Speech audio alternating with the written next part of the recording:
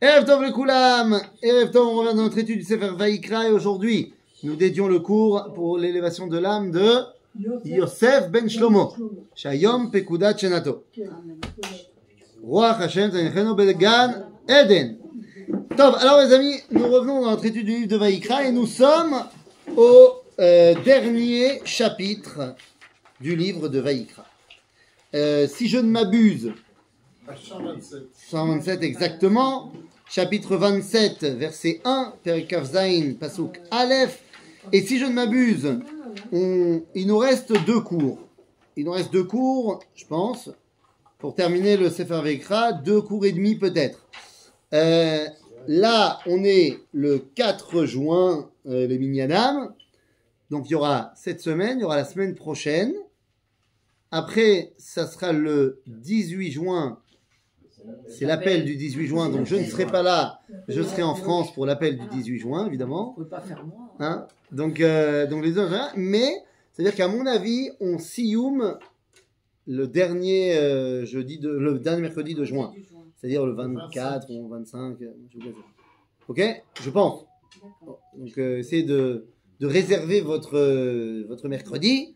Ceux qui veulent préparer de quoi se restaurer pour faire des brachot, on demandera au Rav Benishai s'il peut venir nous bénir d'avoir terminé notre étude. Et voilà, et comme ça, on lancera le livre de Bamidbar. On va venir à l'avance parce que souvent le mercredi il n'est pas là. Ouais, bon bah, s'il peut pas, il peut pas, mais le Rav Benishai. On va le prévenir, on va le prévenir. Et je pense par contre que ce serait, à mon avis, pas très judicieux de commencer Bamidbar au début de juillet pour finalement arrêter, parce qu'après il y aura des groupes et machin, l'été c'est compliqué. Donc je pense qu'on commencera le livre de Bamidbar à la rentrée en septembre, comme ça ceux qui veulent nous rejoindre aussi ils pourront nous rejoindre. Et les cours qui restera pendant l'été, on fera d'autres choses. C'est-à-dire Top, alors on y va. On a terminé, en fait, ce qu'on avait commencé depuis la paracha de Béar et de Bechukotai, la relation avec la terre d'Israël et la promesse, donc les brachot et les klalot de Bechukotai. En fait, tout se termine avec le verset 46, même vav, du chapitre 26, Ele achukim va'mishpatim va'torot, asher natan Hashem beino u bein bnei Israël be'ar Sinai beyad Moshe. Donc, en fait, on aurait pu terminer le livre de Vayikra à ce moment-là. Ça fait une belle conclusion, tout va bien. Il y a un dernier chapitre qui arrive ici, et qui est, a priori, très bizarre. On va rentrer dessus, c'est un chapitre très technique.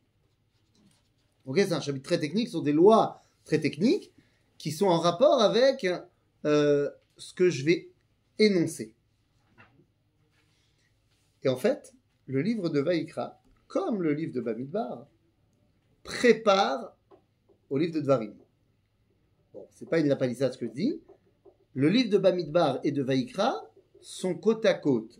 Ils commencent au même moment. Seulement, ils prennent des chemins complètement différents. Le livre de Vayikra s'étend sur 38 jours. Le livre de Bamidbar s'étend sur 38 ans. Mais les deux sont là pour nous préparer au livre de Dvarim, qui est l'entrée en Eretz Israël, qui est la préparation concrète à l'entrée en Israël. Pardon ? Le livre de Dvarim, c'est le livre pour préparer la Géoula. C'est-à-dire, c'est le livre qui va nous permettre d'avoir toutes les dernières directives avant la mort de Moshe et l'entrée en Eretz Israël. Et donc, le livre de Vayikra et de Bamidbar sont les deux, j'ai envie de dire, façons de recevoir la Torah qui a eu lieu dans le livre de Shemot. Les deux façons. Oui, les deux façons de recevoir la Torah différentes. Je vais y revenir dans une seconde. Les deux façons de recevoir la Torah qu'on a reçues dans le livre de Shemot.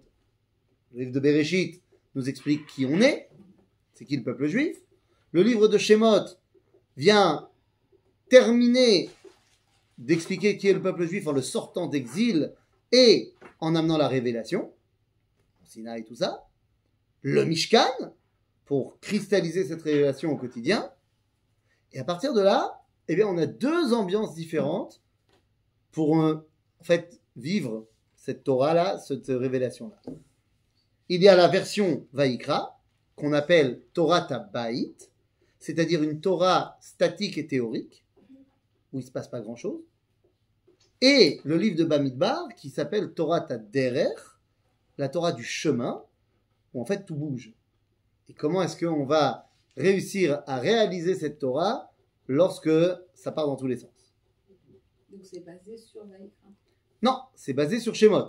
C'est-à-dire, Vaïkra est la suite de Shemot, comme Bamidbar est la suite de Shemot. Vaïkra, c'est la suite de Shemot au niveau théorique. Bamidbar, c'est la suite de Shemot au niveau concret sur le terrain. D'accord, donc il y a un lien entre Vaïkra Bien sûr. et Bamidbar. Vadaï qu'il y a un lien. Ils sont tous les deux la mise en pratique, la continuité, si tu veux, de la révélation. C'est comme tu dis la Torah orale et la Torah écrite. Non, c'est pas...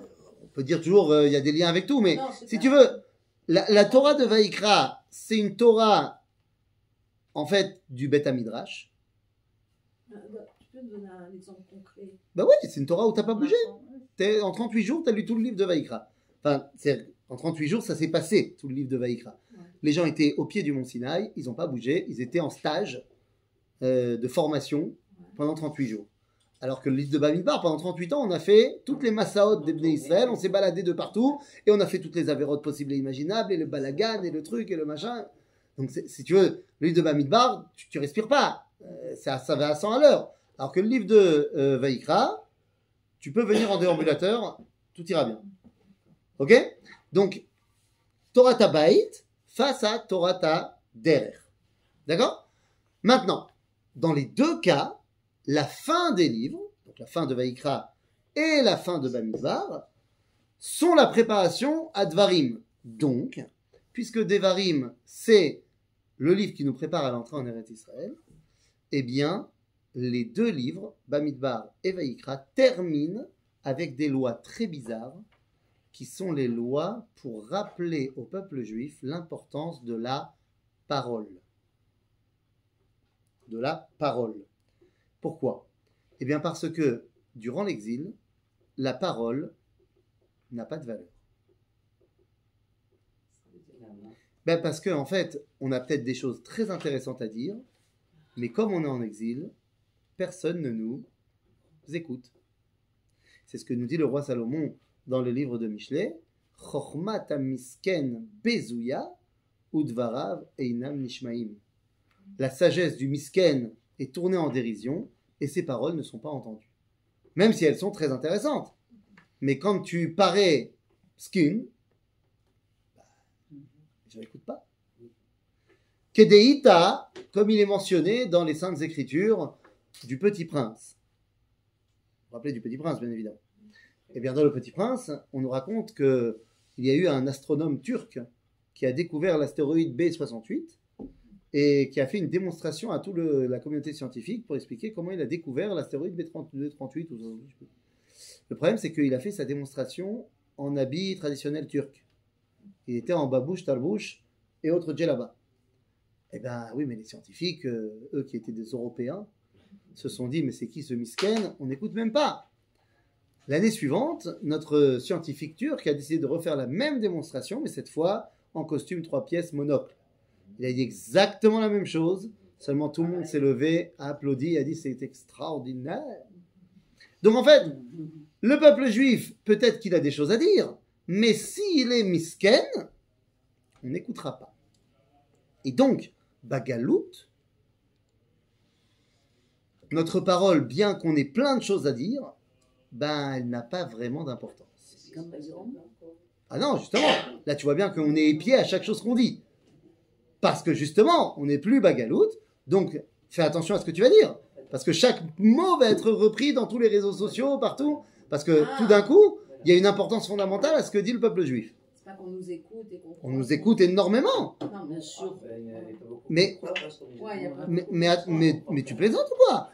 Qu'est-ce qu'on nous dit? Ils nous dénigrent tout le temps. Mais évidemment qu'on nous dit, parce qu'on est les premiers à se dénigrer aussi. L'un n'empêche pas l'autre. C'est-à-dire que quand tu vas avoir des gens... Ça, écoutez, Mais évidemment que c'est ça, écoutez, tu crois quoi? Qu'ils nous épient.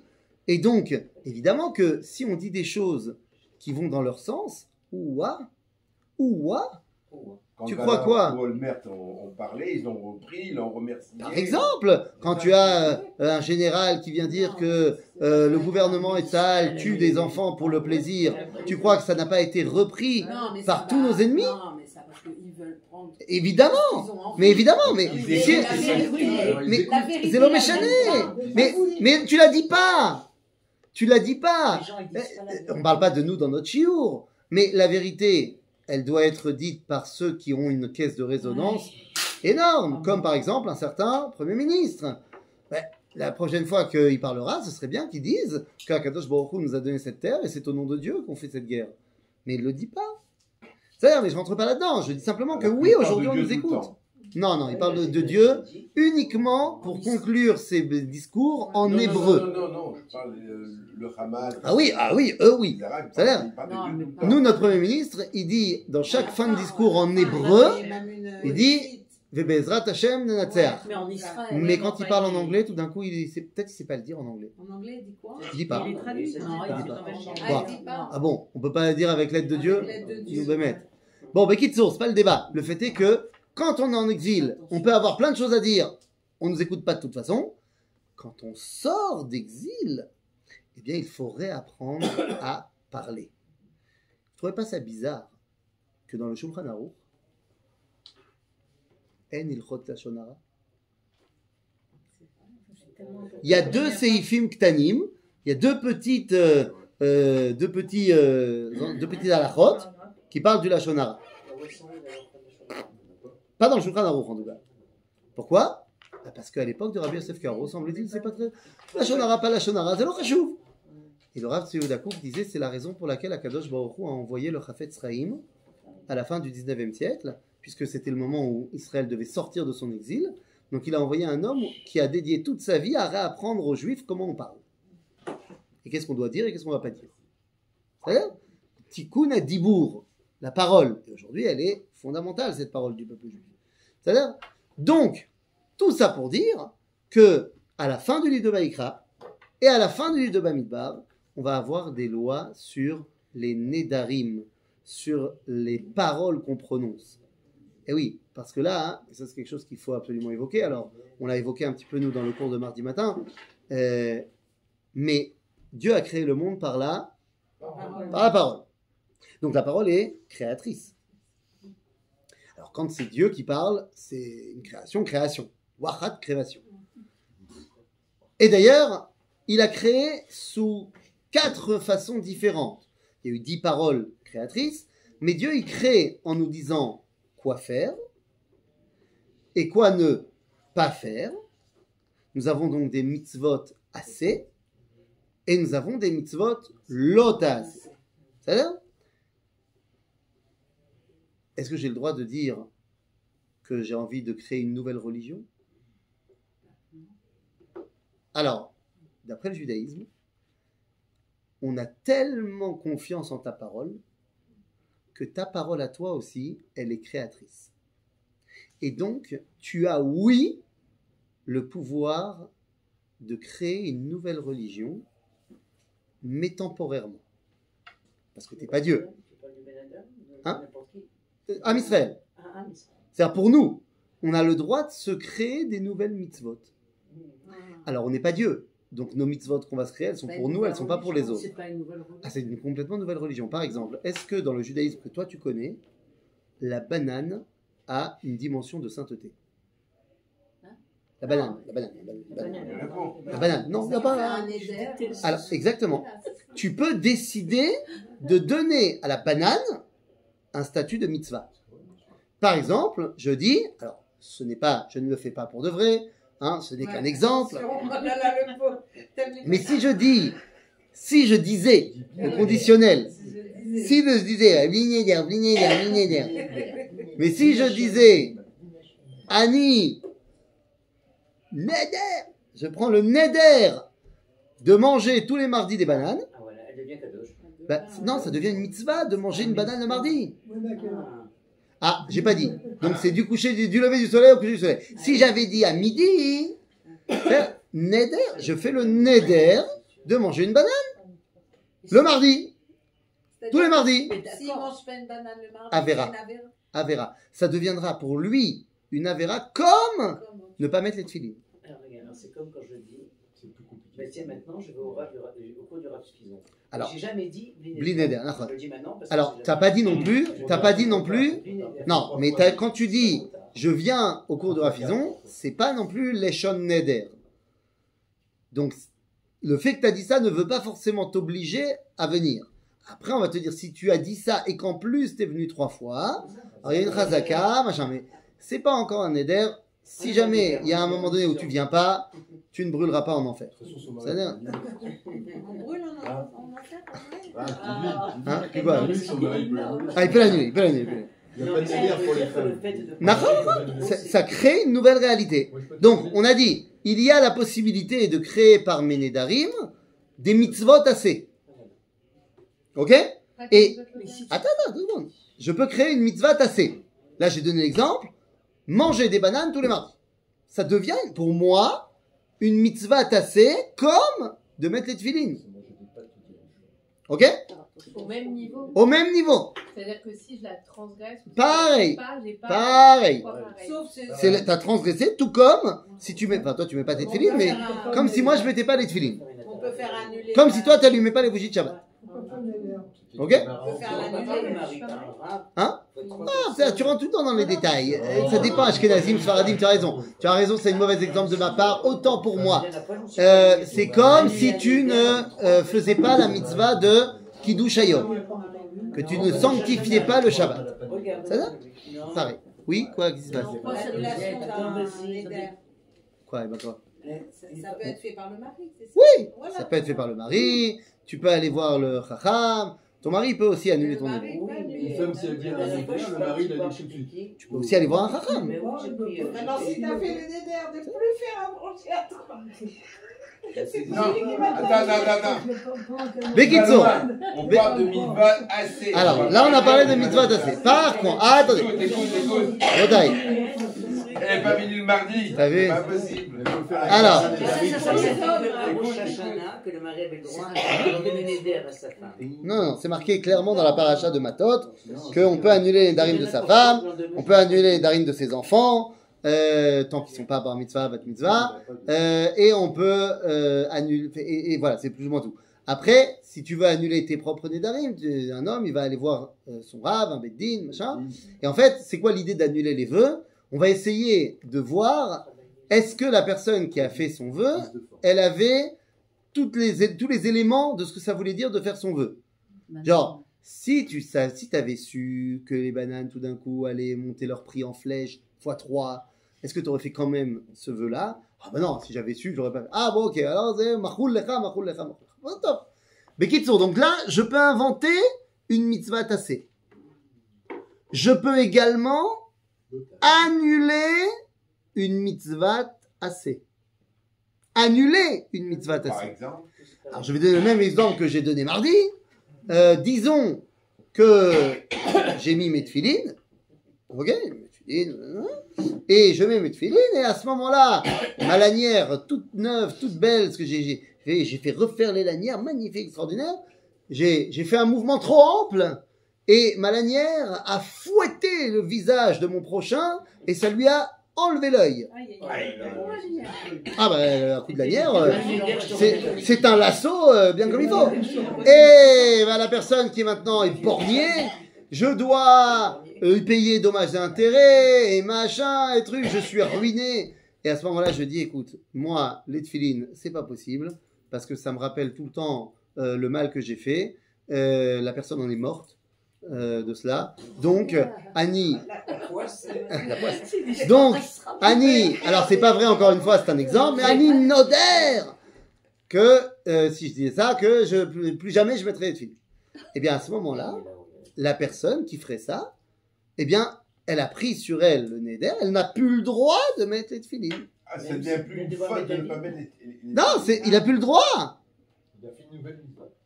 Il a annulé une mitzvah tassée. On a donné comme premier exemple, on peut inventer une mitzvah tassée. Je donne une deuxième catégorie, on peut annuler une mitzvah tassée. De Dieu, de la Torah. Oui. Ok? Annuler Shabbat, tu peux annuler. Annuler une mitzvah tassée. Et c'est quoi les conséquences? Il n'y a pas de conséquences. T'as pas une. Il n'y a pas de conséquence. C'est une prérogative que t'as donné la On Torah. est un chrétien, c'est tout.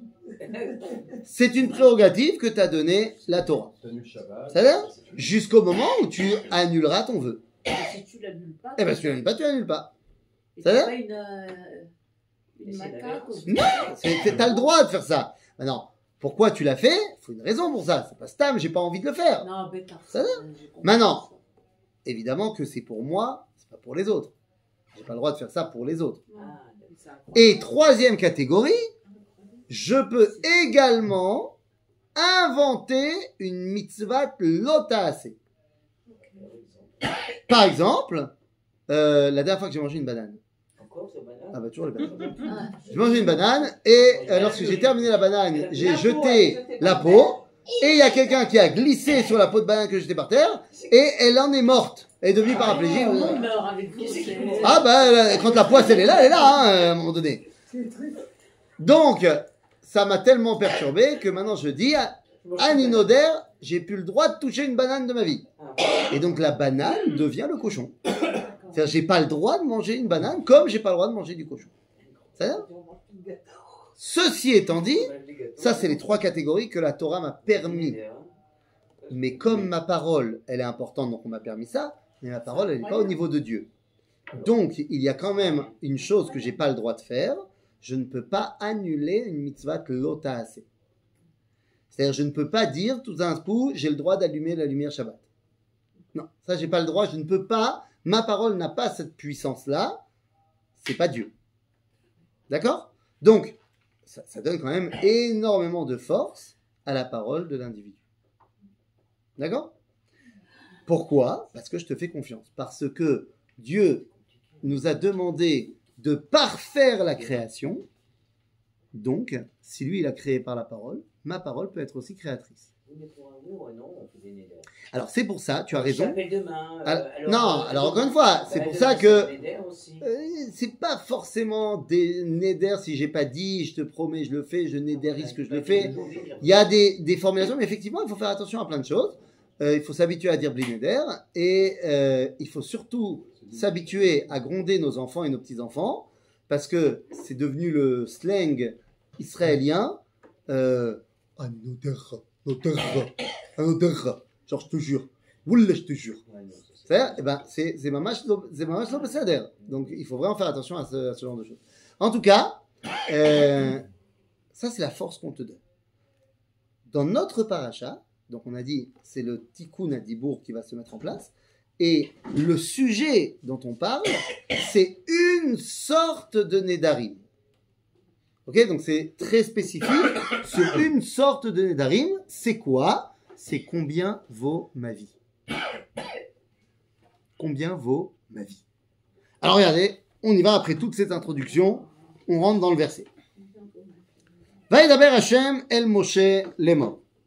Daber al bnei Israël va'amarta alehem ish ki yafli neder be'erkecha nefashot la Hashem. Alors d'abord, qui yafli. Mazé yafli, Rashi nous dit yafrish befiv. C'est-à-dire, je m'écarte. La friche, c'est une parouche. Je suis mis à l'extérieur. Je m'écarte des autres. C'est-à-dire, j'ai pris une décision. Je vais prendre une décision là maintenant qui va me sortir du monde normal. C'est quoi, c'est vivant de stress? Alors, regarde, non, justement, c'est quoi ce truc? Donc, c'est quoi ce neder? Berkecha nefashot la Hashem. Il y a tout un traité du Talmud qui s'appelle Masechet Arachin, que les yeshivistes appellent Eichin. Si tu viens dans une yeshiva qui se respecte et tu lui dis Anilomed Masechet Arachin, on va te regarder comme un novice. Il faut que tu viennes et que tu dis Anilomed Eichin. Oh, ça te dit Eichin. Ça veut dire que tu es un vrai, évidemment.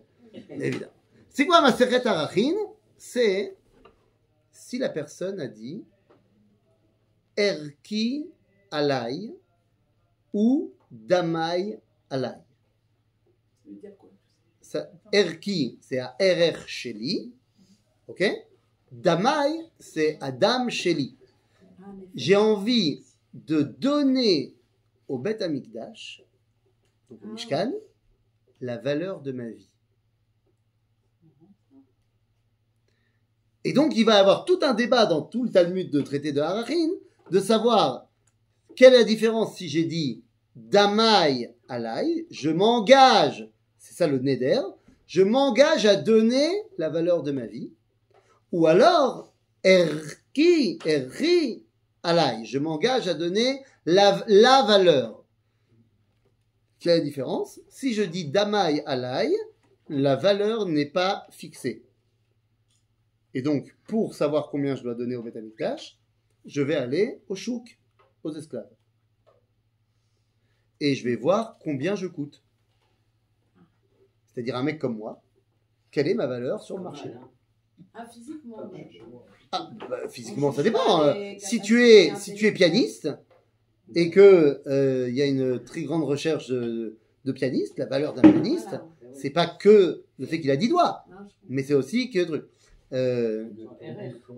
Alors ça s'appelle Damai Alai, c'est-à-dire c'est Adamim Sheli, mon sang, c'est pareil, c'est ma vie quoi. Mais quand tu dis Damai Alai, je ne veux pas donner un prix déjà fixé, c'est en fonction de ce que moi je vaux au temps T où je vais me vendre.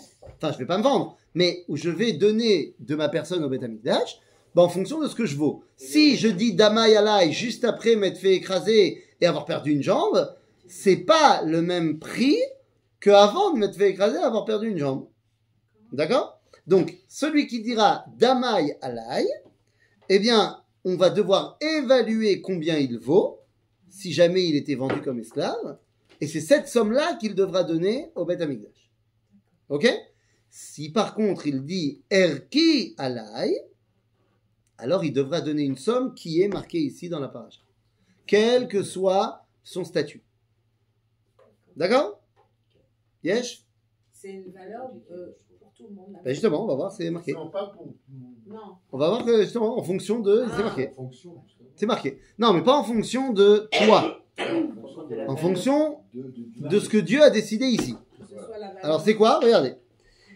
Ve'aya erkecha zachar mi ben 20 shana ve'ad ben 60 shana ve'aya erkecha 50 shekel kesef beshekel hakodesh. Donc, Ça fait combien, si tu es un homme entre 20 et 60 ans, ton RR c'est 50 shekel kesef. Jusqu'à 60. ça fait De 20 à combien, 60 ans. Ça fait Inclus, combien à peu près Inclus. de savoir nos combien jours tu coûtes. De nos jours. Combien ça coûte? Un shekel kesef, c'est 100 grammes d'argent. C'est pas d'après le poids. Mais c'est ce que je viens de te dire. Alors, D'après le poids, mais non, c'est pas son poids en heure. Non, mais tu vois. donc, c'est- comment- Mais non, mais les amis, la vous Sophie, là. croyez que vous dites des rigolades, mais c'est exactement ça. C'est au poids, Ah ben voilà, donc tu vois. mais pas au poids de la personne. Ah, Non, mais on voit les la amis, personne. Ah non, heureusement. t'en mort. Shekel, De la valeur. nous aujourd'hui, le shekel c'est la monnaie. Mais c'est pas ça que ça veut dire dans la C'est Torah. ça, c'est pour ça. Shekel dans la Torah, zema chez shokel. C'est pour ça qu'on appelle le shekel, parce que shoklim. Donc shekel kesef, c'est la valeur d'une mesure d'argent dans son poids. D'accord? Donc, un shekel kesef, c'est 100 grammes d'argent. C'est-à-dire que les grammes n'étaient pas utilisés à l'époque de la Torah. D'accord? Donc, combien ça coûte? Je ne sais pas combien c'est aujourd'hui. 5 kilos. C'est pas terrible. Hein? 5 kilos d'argent. Oui, mais je ne sais pas combien est l'argent aujourd'hui. Ça fait combien, alors Je ne sais pas. Demandez à Comment ChatGPT. il faisait pour peser s'il n'y avait pas les poids, il n'y avait pas les Des grammes. poids? Si, si, Il y avait des poids. Mais, Pas les mais, grammes. mais ça s'appelait pas gramme, ça s'appelait autrement, c'est pas grave. Ça s'appelait comment? Ah, à shekel. C'est ça? Chacun du mot Mishkan. C'est Milachon Mishkal. Non, Ouais. que ça s'appelle gramme, que ça s'appelle tchouk tchouk, on s'en fiche. À partir du moment où la valeur, elle est acceptée de tous, qu'est-ce que ça veut dire? On s'en fiche du nom. C'est-à-dire, donc Bekitsour, vous demanderez à ChatGPT combien ça coûte. T'es en train de demander? je demande. Bah, vas-y. 900, Combien? 970 euros le gramme. Le gramme, non, le gramme d'argent? Non, Non. Non, le kilo. Le gramme Merci. d'argent varie jusqu'à Non. 1 euro. Non, 970 euros, Ou 970 euros le kilo. le kilo d'argent. Et tu as dit c'est 5 kilos, donc ça fait presque 5000 euros. 5000 euros. Ça fait 4500 euros. C'est pas beaucoup. Ok, c'est pas beaucoup. C'est comme ça. C'est ça le RR que tu dois donner. Si jamais tu as dit RK Alai, tu dois venir et donner 20 000 shekels, La force de l'âge. dans la force de l'âge. C'est-à-dire, Jusqu'à 60 ans. de 20 à 60 ans, tu dois donner 20 000 shekels au Beth Amikdash. Et après, il compte pas. Alors après, d'abord, avant, après, il y a, et si tu es une femelle, 960. Ah, une femelle. une femelle, ça coûte pas pareil une femelle. Alors, je sais pas, on va voir, Ah non, regarde. c'est pas cher. Veim nekevai, vaya erkecha, 30 shekels. C'est drôle qu'on ait moins cher parce qu'on fait quand même les enfants.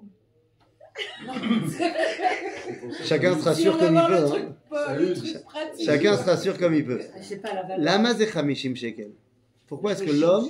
Non, c'est-à-dire, pourquoi est-ce que l'homme c'était 50 shekels? Pourquoi est-ce qu'on a inventé comme ça 50 shekels? Ma sipo. 50, ça nous rattache directement au Yovel. Ah oui. Et rappelez-vous qu'on avait vu que la valeur du terrain par rapport à sa proximité du Yovel, elle va monter ou descendre.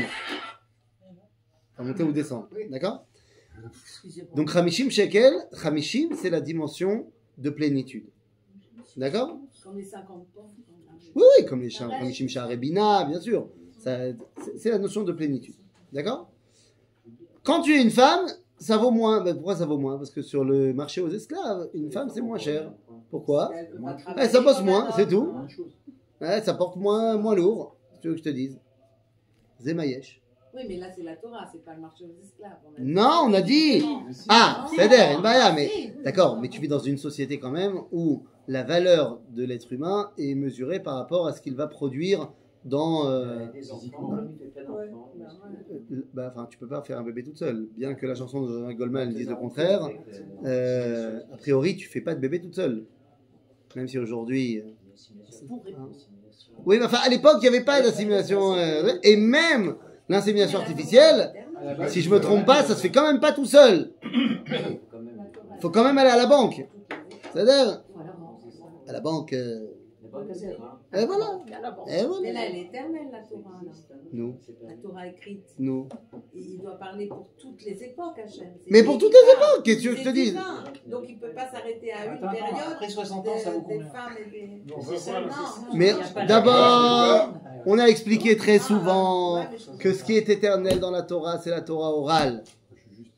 Non, on a dit qu'elle... Non, madame. Ce qui est éternel dans la Torah, c'est la Torah orale, qui se transmet de génération en génération. Et ce qui lui donne son éternité, c'est justement que les rabbanim, ils vont nous permettre d'être posek halakha en fonction de l'endroit et du moment. Que la Torah écrite, elle est là pour nous expliquer qui est le peuple juif et comment Dieu se dévoile dans l'histoire à un moment T. Et donc, effectivement, bien sûr que quand tu me dis Erki alay 20 000 shekels, bah, tu te dis, ouais, mais 20 000 shekels aujourd'hui, pour quelqu'un qui a un bon métier, c'est un mois de salaire. Donc, c'est pas énorme, c'est pas ma valeur. D'un autre côté, qu'est-ce que tu vas faire quand tu vas dire Damay alay? Puisque aujourd'hui, il n'y a plus de marché aux esclaves. Donc, comment est-ce qu'on va évaluer la valeur d'un homme? Simplement par son travail, par combien c'est le salaire moyen, c'est compliqué. Donc, il va falloir réadapter ça au niveau de la halakha. Mais les chiffres qui sont donnés par la Torah ici sont, symboliques. On a parlé du 50 shekel. Mais si on veut garder la symbolique, alors au niveau de la halakha, j'en sais rien, je dis n'importe quoi. Mais il faudrait dire 50 000 euros. Comme ça garde le 50, mais ça devient quelque chose qui est plus sérieux. C'est-à-dire, 50 000 euros, c'est déjà une somme. Ok? Bekitsour. Donc, ce qui est marqué ici, évidemment, a une dimension d'éternité, mais sa traduction à l'achik, c'est ça la véritable éternité. Le chiffre ici, il faut le comprendre en fonction de l'époque. Par exemple, dans la Ketouba. La Ketouba, il faut donner combien à la Kala? 212. 212. 212. Après, tu peux donner plus. Et un chevaux, ça vaut Yes. 2 douzimes. Mais très osé. Ça fait beaucoup de chevaux. 212, c'est pas grand chose. Mais pour l'époque, c'est grand chose. Ça va? Ben, ça va, Gamour. Donc, on a commencé notre histoire de quelle est ma valeur et quelle n'est pas ma valeur. Mes amis, la prochaine fois, nous, sans introduction, nous rentrerons dans les valeurs des gens. Hein? Donc, on verra la semaine prochaine pour la valeur des choses.